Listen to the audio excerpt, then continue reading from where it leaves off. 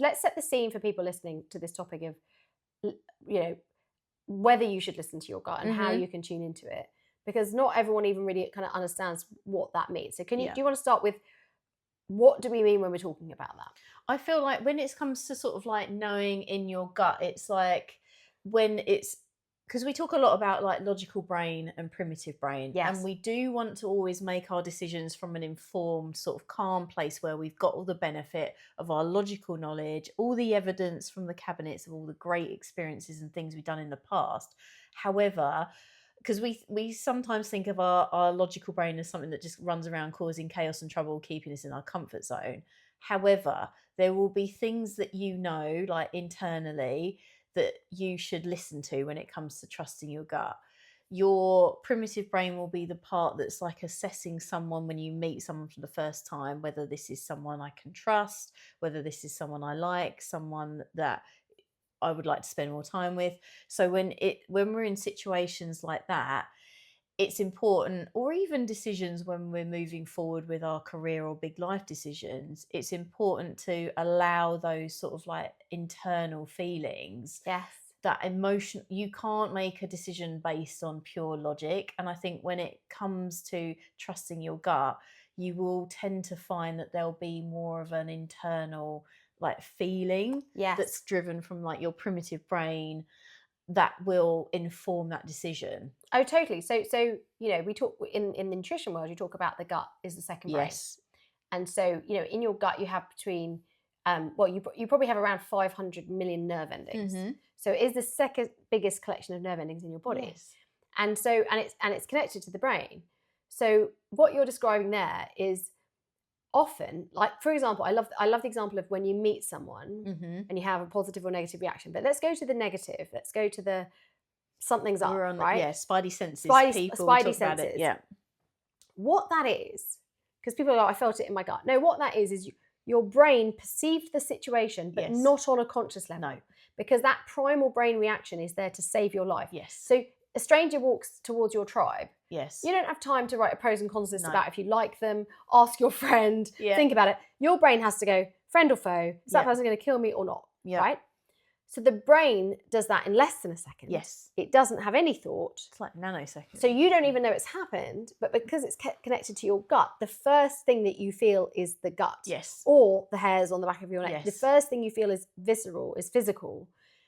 And then you start to apply the logic to it. Yes. So I think there's going to be many different parts of this conversation about different kinds of feeling and trusting your gut. But for me, one of the places you should definitely trust it is actually a personal safety one. 100%. Is if you because unless it's going off all the time because you've been traumatized by something, it's not going to be very often that you see someone and your brain has that and you have that physical reaction. So you listen to it and there's very little cost to crossing the road and walking the other way. Exactly. And in that situation, trusting your gut, there's going to be like no real, you haven't got much downside to that. Exactly. Yeah. I mean, I had an experience where I was on a tube platform and someone walked past me and they didn't even appear to look at me. And they walked past me and I got a chill and all the hairs stood up on my neck. So I got on a different carriage to them. They came through the carriages and sat next to me. I moved on to another carriage. They followed me. Fucking hell. And I'd just then walking past me, I'd clocked something. And I got myself out of harm's way and I called the police. It was all fine. But that is where, and actually especially as women, we actually have a very attuned sense of danger because we are physically weaker. Yes. And I've had it a couple of times. And I've taken evasive action and then it's become very obvious that I've done the right thing. So I think that, just to set the scene, that is a case of let your gut drive the bus. Exactly. But if we park those kind of physical danger situations, I think it becomes a bit more of a complex conversation. Because one of the things I want to talk about today is also when your gut can be wrong. Yes. And then it's like, what I like to say about like this to my clients is like, what does that feeling feel like? Because sometimes it will like purport to be from your gut, but actually it's kind of like, it's not like, it might be from your gut, but it's like from your scared self almost, you know? Yeah. And it's like learning to, and I think there is power, like when you do make a decision where your gut has played a part in it and it's gone well, identifying like what were the particular things that I felt at that time. For me, when it comes to making a decision from my gut, it's usually something out of my comfort zone. It's like, and it's kind of like, oh, I really don't want to do this, but I know I have to do it. Yeah, you're drawn to exactly, it. You're drawn to it in the positive. It's like, this is a Yeah. yes. It sometimes it will feel like a hell yes. It's like, yeah, I'm in. I love this. Yes. Other times it will be like, oh, like this is going to be really good, but I'm literally quite scared of it, you know. And I do say, we talked about this previously. It's like, think about like when you how does it feel in your gut compared to like when we make a decision? What kind of song does it feel like? Yeah. Does it feel like your favorite song? Does it feel like a song that sets you on edge? And you can apply that to decision making, or like checking in your gut whether this is a decision that makes you feel kind of like excited, but in a good way, or if it really is like it's like nails on a chalkboard. Yeah, it's not a good. And the thing is, not everyone is connected to their gut in that way. And I think there's another way, because we can talk about is also a form of intuition. Yeah. Another way is ask the question out loud. Yeah. And ideally, ask a yes or no question. Mm-hmm. So, should I do this thing? Mm-hmm. And see what pops up into your head. Yes, I like that. Right? Is there a yes or a no? And I'm often like, if there's not a yes, it's probably a no. So I think there's also other ways of connecting. You know, one of the things they talk about on the Hoffman, which we've talked about before, is this idea of having a kind of spirit guide, which is it's almost like a imaginary mentor. Love it. So you might think, because sometimes we don't make the best decisions for ourselves, but you might think, imagine you had a mentor, yes, who's been with you your whole life, who's watched your whole life story and knows all the players involved in everything. Mm-hmm. And then you say to them, should I take this job or not? Mm-hmm. And imagine them, and they get you to visualize the whole process. Imagine them. What do they say to you? Yes. That, although that's visualizing something separate, that is actually a way of connecting to your own intuition, but you're separating out from the layers of anxiety and doubt and other things. Yes. And you're getting someone in the position of, that you're putting in the position of, they have my best interest. In the same way that I still think it's worth sense checking your gut decisions with a friend who you trust and saying, this is what my gut's telling me. That's just one piece of information. Go and validate it. Yes. When you've got time, that's what we're talking about. Sometimes these snap decisions, you don't have time, but when you've got time, take that gut feeling as one piece of information in this decision. Yes. And I think that's Florence Given on her podcast talked about this. She's like, there's nothing wrong with like doing like a vibe check. If you're with one of your girlfriends and someone comes in and you're like, maybe I've got a bit shitty energy. You don't have to get into a person bashing. It's not gossiping. It's like, well, did you feel that? And you know, if they go, yeah, I felt that too, it's just like giving you that little bit of like, okay, I can start to build trust with my gut. And also, like you were saying about having your like advisory board, which I flipping love, when it comes to making like even high stakes decisions from like your gut. You know, I'm big on the vision of the future you. Yes. When it comes to making a decision, is this something that future we do, or is it going to get you towards it? It's like, should I record like an Instagram reel? Should I email someone for an opportunity? Or should I go out and hang out with my friends and not sort of move forward with my goals? Because you all know in your gut. And then when you get there, it's like, I'm having a lovely time, but I kind of know I shouldn't be doing it. You know, in your gut. And that's where anxiety can lead us astray, because we think, oh, well, I'm going to do, you know, like in our entrepreneurs group, you know, we're encouraging people to do social media who don't necessarily like to do it. And the idea of doing an Instagram reel brings them out in a rash. And they could consider that an instinct or a gut instinct that they shouldn't do it.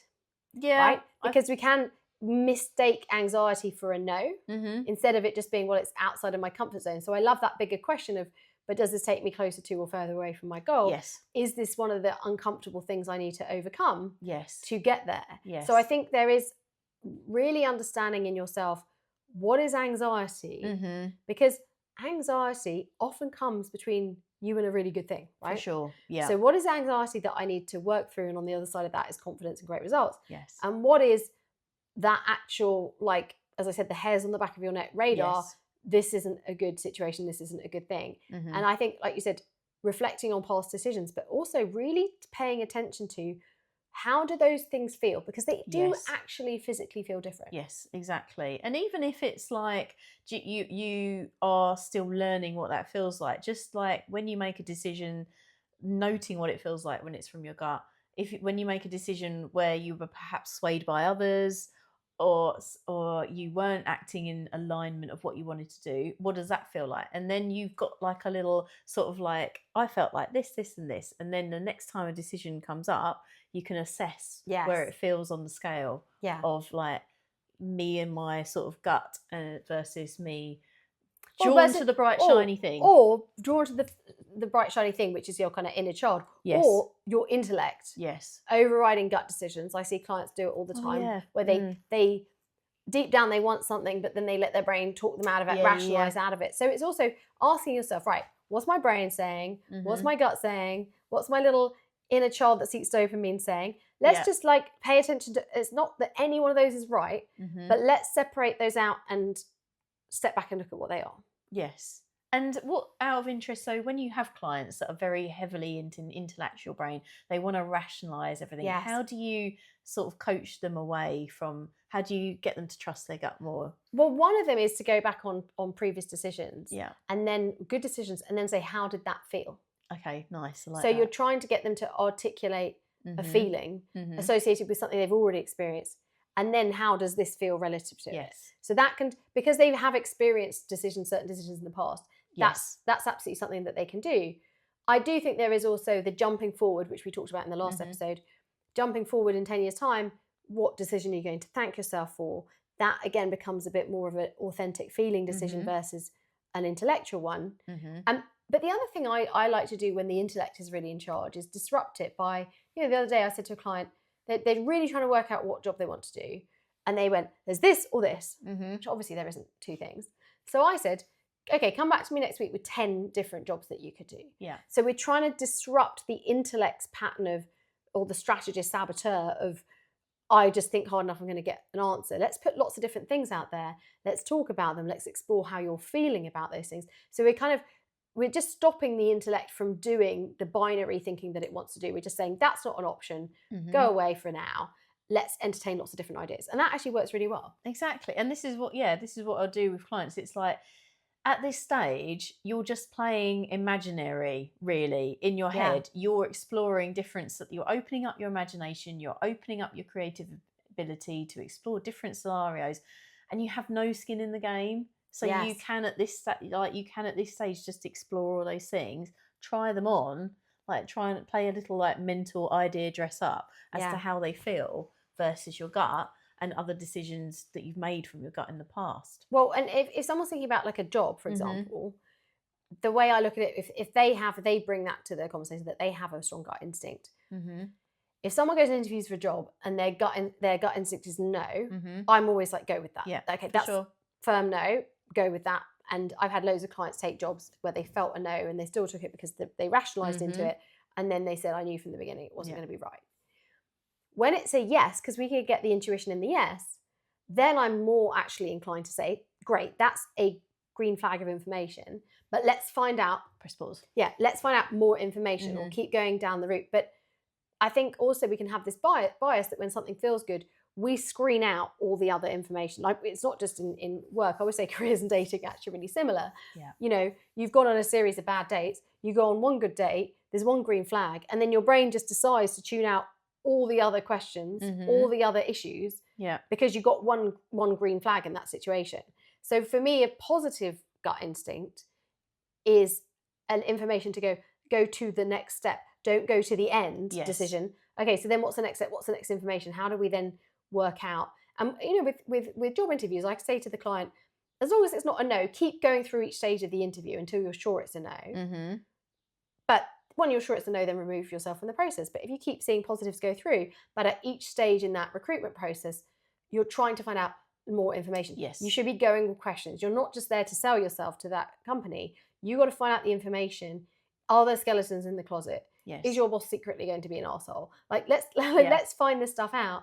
And the gut instinct, in a way, then becomes just a starting point to that process. Yeah, and I like that. And it's like sometimes the best decision is a decision just to wait Yes. and wait for more information to emerge. Oh, yes. And don't you think as well, it's like we will see people like either in our world or in films we talk about a lot, where it's like they look like they're in the flow and they're just like making decisions from their gut all the time, and it's like this, that and the other.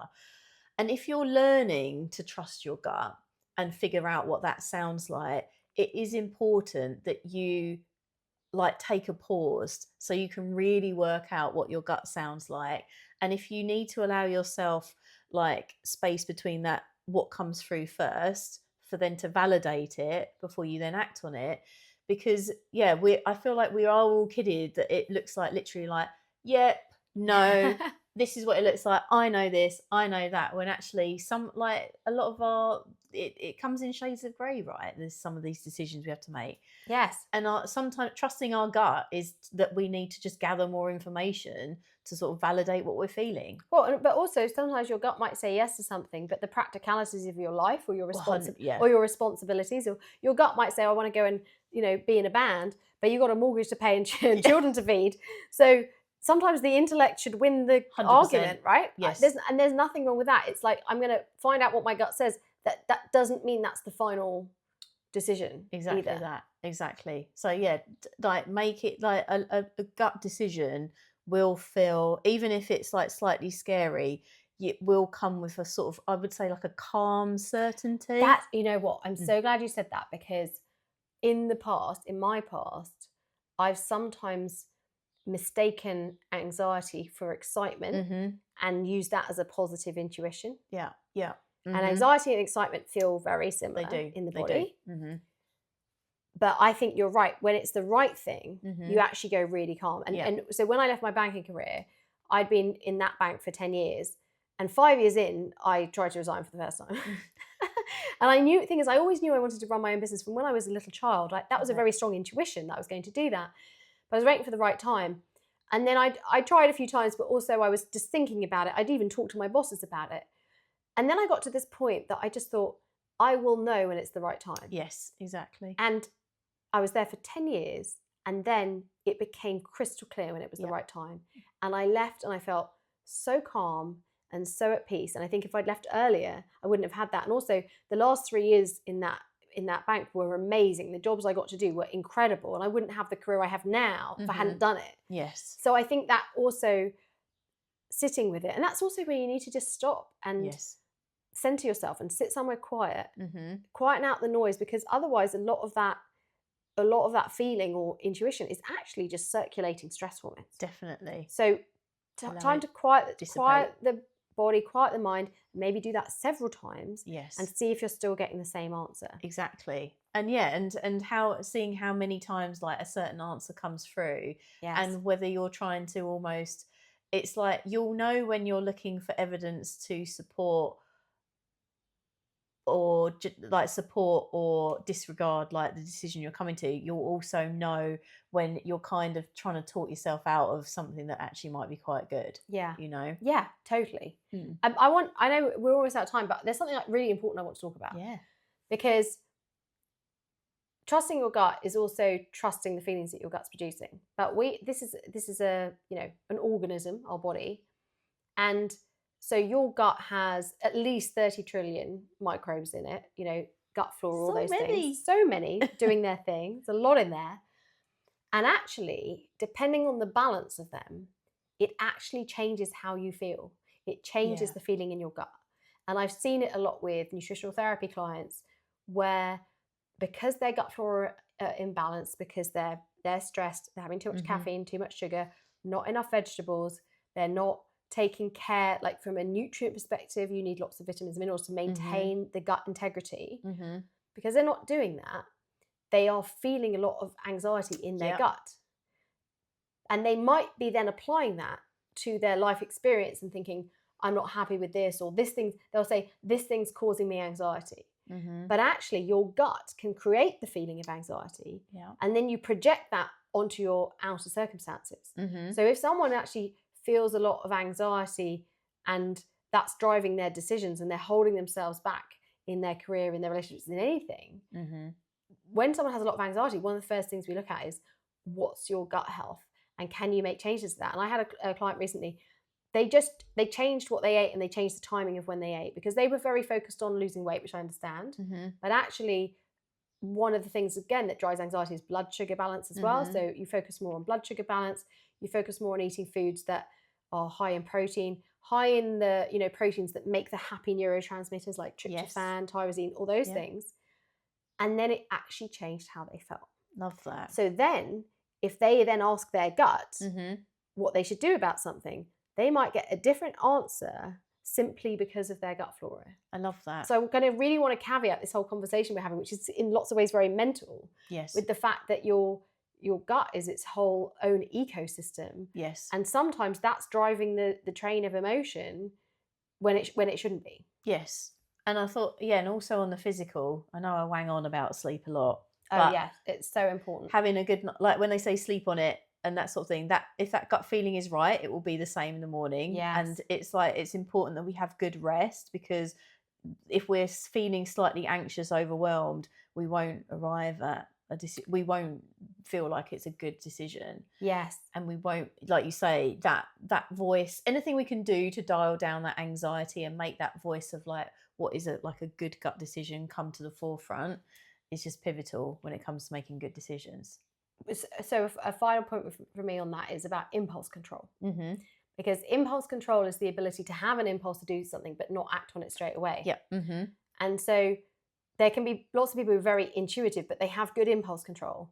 So they will have the very strong intuition to do the thing, which isn't an emergency thing, like to change the jobs or whatever. But they'll have the strong intuition to do it, but they have the impulse control to sleep on it, to give it a couple of weeks. Yes. Like people do it in relationships. You talked last time about the ick. I find that hilarious that you put that in our podcast. But you might have the ick, but give it a couple of weeks, right? Don't just break up with that person in the moment. So I think there's this thing about have the gut instinct, but have the impulse control to sit with it and sense check it. If you have very strong gut instincts and you have very low impulse control, this is when people do things that look from the outside like recklessness. Yes. And I've had it. I've had clients call me up and say, I've just quit my job. I also have clients call me up. I have clients call me up saying, I'm about to quit my job. And I literally talk them down off the ledge. And I say, I'm going to help you get out of that job, but don't quit it. Yes. But they've got this gut instinct that they shouldn't be there, which is correct. Yes. But their impulse is to act on it too quickly. Yes. And I feel like that's the way I sort of will frame it with my clients, is it's that primitive brain showing up, and like you're in fight, flight, freeze. Yes. And it's like the emotional, like anxious decision is to be like, burn everything to the ground, go in and punch your boss in the face, But actually, nobody listening. No punching, no violence. We don't advocate violence. No pyromania either. No, exactly. But it's like it's working. It's like having that. I'm going to quit now, and they're going to be really sorry that they ever crossed me. Yeah, but it's the vengeance. Exactly. But it's like taking that time, making sure you're well nourished, slept on it, and then it will become from I still need to quit, but I'm going to make sure it's on my terms when I feel good and secure, and I will press the button when I'm ready. Yes. Not because they've upset me today. Amazing. Yeah. What a great place to end. Yes. I love our conversations. No, they're so good. I always get so much out of them. Yeah, because we never know what each other's going to say. I know, We really don't. Yeah. I said to my friend before, I was like, yep, we've got a topic idea. We don't know what's going to happen. But it always just I just find I'm so grateful for you. Oh, you too, darling. And aren't we lucky? We are. We are lucky to get to do this. And we're lucky to have you as listeners and viewers. And if you have any questions or anything you need, do reach out. And if you feel like you've made some good decisions from your gut and you'd like to share them with us, please do. And similarly, in the spirit of sharing, if you feel like you know anyone that has really good gut instinct but maybe doesn't trust it, please also feel free to share this podcast with them, and we look forward to seeing you again soon.